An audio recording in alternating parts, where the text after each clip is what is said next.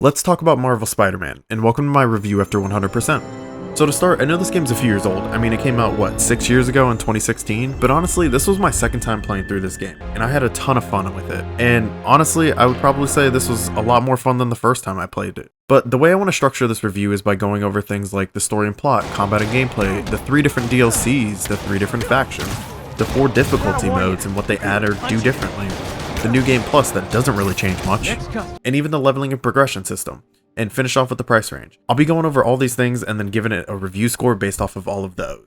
The overall setup for the story is you're playing as Peter Parker, also known as Spider-Man. The game is considered an open-world third-person action adventure, where you get to basically swing around the city and kind of do whatever you want. I mean, you're in a crime-ridden city of Manhattan, you're taking on a plethora of different villains, who each pose a different threat to the city and who's looking to cause harm to innocent civilians, doing all of these different things. But the best part about it is you get to swing through the city and climb all the buildings and traverse throughout it, your own playground to do whatever you want with it. Also utilizing a similar combat system to the Batman Arkham series, which in my opinion is probably one of the best series of all time. The game offers a ton of different missions, side missions, along with smaller tasks to complete throughout the city, which can provide hours of fun. And I can definitely tell you that from first-hand experience. I mean, the game took me almost 40 hours to complete everything in it. The story is set up into 3 different acts, each one containing a long list of different missions that make up its entirety. Throughout the game, you get to play as either Spider-Man, MJ, or Miles Morales. And I'm gonna be honest, when you play as MJ or Miles Morales, you don't really get to do much. It's more like a stealth mission. So they don't exactly add too much to the main story. However, I will say these are kind of like supporting roles that continue to set up the main story, but also some of them, like the ones for MJ, kind of set up side missions with like Tombstone, for instance. Continuing through the main missions though, at the very beginning you meet up with Wilson Fisk and you have to have this big boss fight with him, which in my opinion is probably one of the best boss fights in the game. At least with the interactions with him. There's a lot of QTEs in it, which is fine, but once you take them down, you realize, oh, maybe the city can actually be safe for once. However, now there's this big gap within the crime family, or crime syndicate. There's no one who's running the role of being head honcho or keeping the other groups down. So then the introduction of the demons come into place, because they're looking to take over Wilson Fisk's territories and also take over the city. At least that's what you think at first. But in reality, they want to destroy the city and they want to get rid of Mayor Osborn. And then that's when you meet Mr. Negative, who actually wants to destroy the city utilizing something called Devil's Breath, which you have no idea what it is at the beginning. But continuing down the story, you end up discovering out what Devil's Breath is and how it can be used to destroy the city. But of course, you already plan on stopping him and taking him down, but in the second act, that's when the international mercenary group Sable is introduced. And they're brought in by the mayor to take down the demons and Mr. Negative, which honestly at first is pretty good because during the second act you're kind of treating them like they're allies and they're friends and they help you out a lot, or you kind of defend them throughout it. Towards the end of the second act, you actually take down Mr. Negative and you finally put him in jail. But that's when a whole wrench gets thrown in the system and you find out that your old boss becomes the main antagonist and he frees all 5 previous villains that you actually put away at some point, which ended up being Rhino, Vulture, Electro, Scorpion, and Mr. Negative now. So all 5 of them are released within the city. A bunch of the inmates from the prison have escaped and they're running amok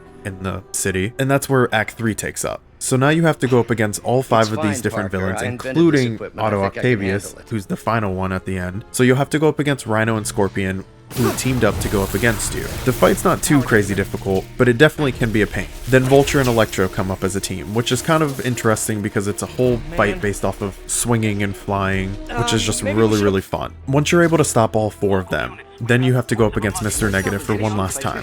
And then after that, you go up against the final boss, which ends up becoming Otto Octavius. But to do that, you have to prepare for it. So you have to carefully design a special suit to go up against him, finally putting an end to all 6 of the villains that were let loose within the city. Oh, and by the way, you had already taken care of Devil's Breath at that point.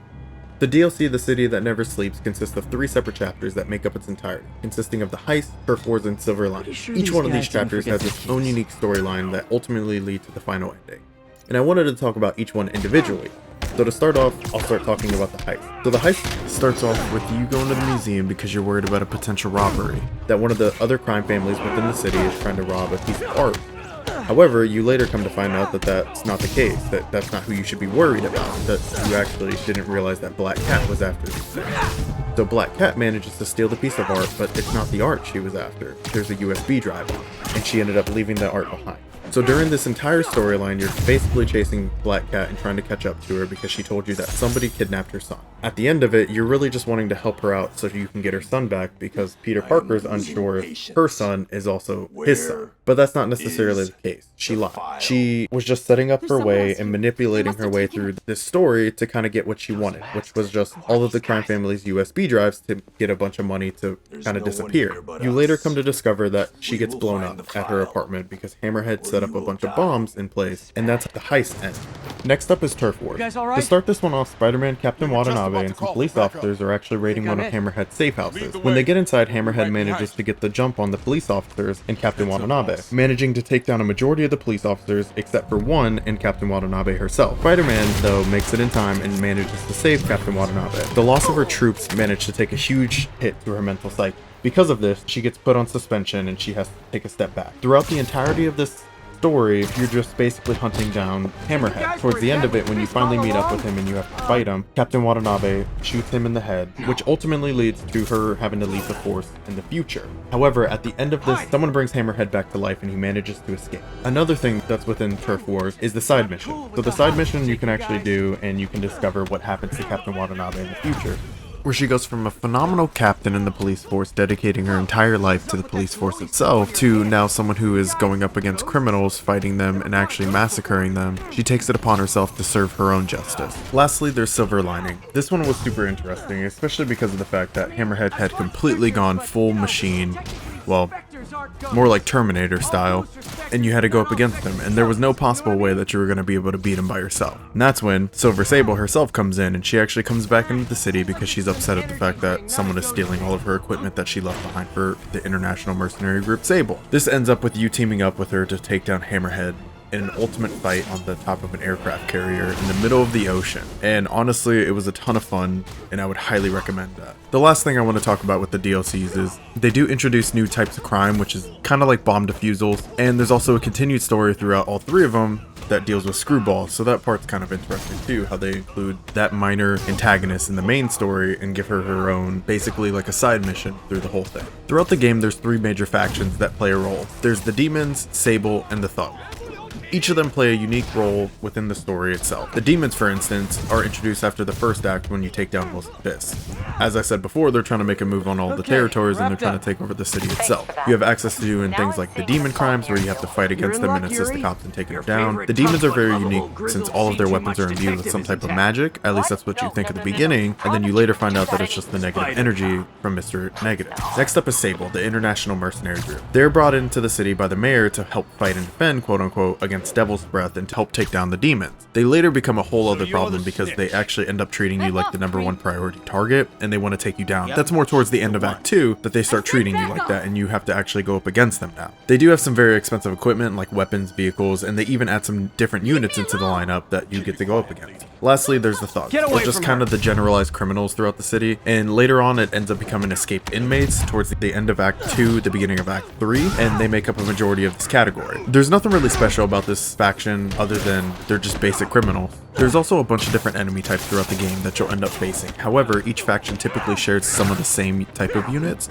For example, each faction has their own shield unit, but the demons and the thugs both share a weapon, and Sable actually introduces the jetpack unit. Let's talk about the difficulty level of the game. So there's 4 different difficulty levels that make up the game. Biggest things that actually change when it comes to the difficulty levels is the enemies can take more hits and they can dish out more damage. Another key feature that actually changes when you increase the difficulty is you no longer get the Spidey Sense alerts to dodge. So you kind of have to just go based solely off of your sight. This can definitely change the experience that you have with the game. However, sometimes when you utilize the stealth system and a ton of gadgets that you have access to, you can kind of make the difficulty non-existent, basically by allowing you to kind of skip over fights by taking all the enemies out of the fight before it even starts. While we're on the topic of difficulty, I want to talk about New Game Plus. Now, I know New Game Plus isn't anything really special when it comes down to it. The only thing that it really changes is if you enjoy the game, you can play another playthrough of it and just keep your equipment, skills that you gain throughout the first playthrough, and either increase or decrease the difficulty. For this instance, I actually increased it and went from the normal difficulty to spectacular, which was the hardest difficulty. And yeah, not really much changed. I like the fact that it gives you the option if you want to pick the higher difficulty. but it's not really a mandatory feature. In this instance, I was going for all the achievements, so I did have to do it. The combat in this game is very similar to the old school Batman Arkham series. There's a ton of different combinations that you're able to do, and the combat itself feels very fluid and it flows very nicely. You have a ton of different finishers that you're able to do, and I know I say a ton of different finishers, but at the beginning of the game, it feels like there's a ton. Towards the middle and the end of the game, there's not really that many, and you kind of see repetition when it comes down to it. On top of that though, there are a bunch of different gadgets that Spider-Man has access to that you're able to use to make your life a lot easier. Things like the web slingers and web bombs can really get the job done, but these are two of the gadgets that can really make the increase in difficulty not a big deal, especially since if you manage to web someone to the wall or the floor, they essentially are just taken out of the fight. Next up, there's a bunch of different suits within the game that you can unlock during your time. Not only do they provide a cosmetic change to the game, but some of them actually provide special abilities, and these special abilities can really give you the advantage in a fight. For instance, some of them give you electric damage when you hit an enemy, some of them fill your focus bar faster, or even some utilize Spidey's extra arm. The last portion of the combat system is the stealth. And honestly, by far, this is my favorite portion of the combat system. The stealth can make any difficult fight extremely trivial. Now, you can't use stealth in every instance, but in the portions where you can use it, it makes enemies fall so easily. Even on higher difficulties, you can use your web slingers to get enemies to separate, and you can just pick them off one by one. The progression and leveling system really isn't much different from most games. It has a typical leveling system where every time you level up, you're granted a skill point, and you can use those skill points to unlock new skills or abilities that can help you inside and outside of combat. Some of the skills can help you unlock new ways to kind of traverse throughout the city, and it makes it a lot easier, and others just make it easier when you're fighting enemies. However, there is a progression system in the game that uses items called tokens. These are items that are rewarded by completing certain side missions or events. For example, there's Prime, Backpack, Research, Landmark, Base, and Challenge tokens. You collect all of these by doing different side missions and different events throughout the open world. You then can take these tokens and you can upgrade your equipment and unlock new suits throughout the game. They do in a way incentivize you to go out of your way to collect these tokens, since they're not just solely based off of cosmetic items. The retail price of the game is $49.99. Now, this is an older title now, so you can definitely find this game on sale or at a discount wherever you're looking. So I would definitely say if you can find this game on sale, or even if you're willing to just outright buy it, the amount of hours you can get out of the main story and the DLC definitely makes it worth it. Plus the open world and being able to swing throughout the city and explore everything it has to offer just adds even more reasons that makes the price tag worth it. So to conclude, the game has a lot to offer with the 17-hour main story campaign, a combat system that will definitely make sure you have a ton of fun, plus having a ton of different villains and enemies to fight, some good supporting characters who you can find yourself getting attached to in the game, definitely make the game worth a pickup. Thanks for watching my first review. Drop a like, comment, and hit subscribe.